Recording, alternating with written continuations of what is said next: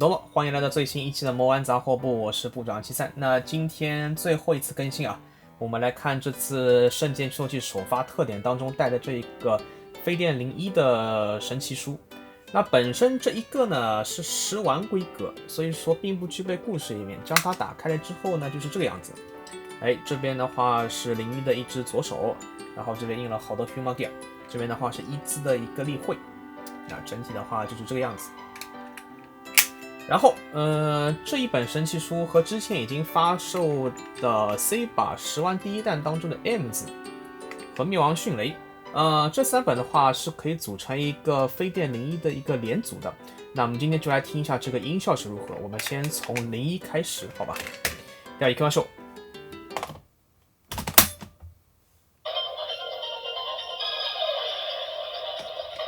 変身。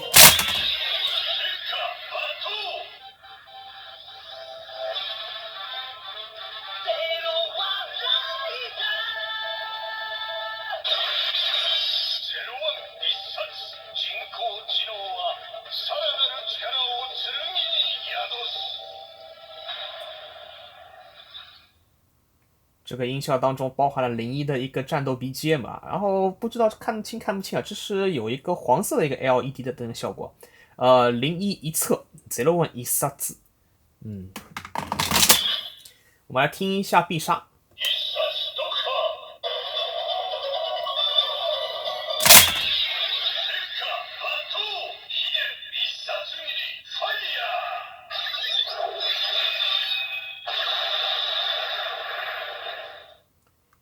秘伝一冊斬り Fire。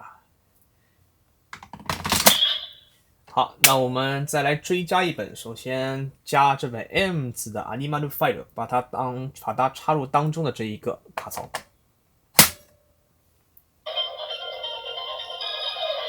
変身。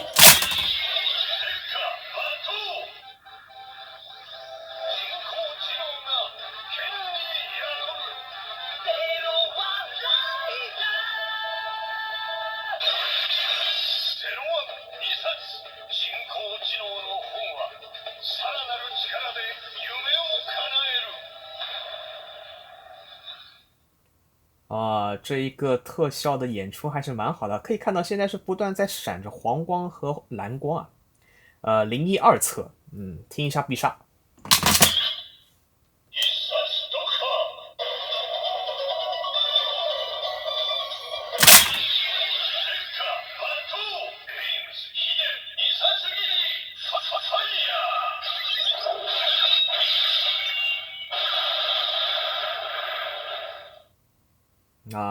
可以的啊。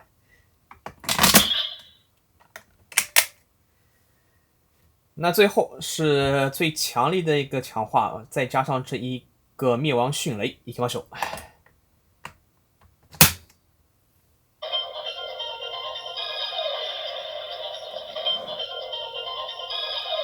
変身。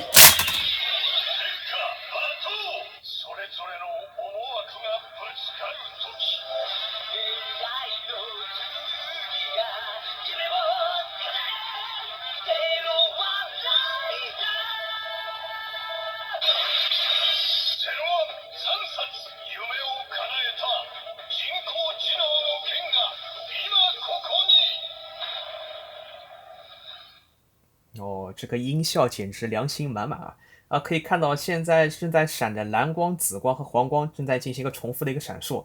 01三册的一个特效啊！来，我们最后再听一下这个必杀。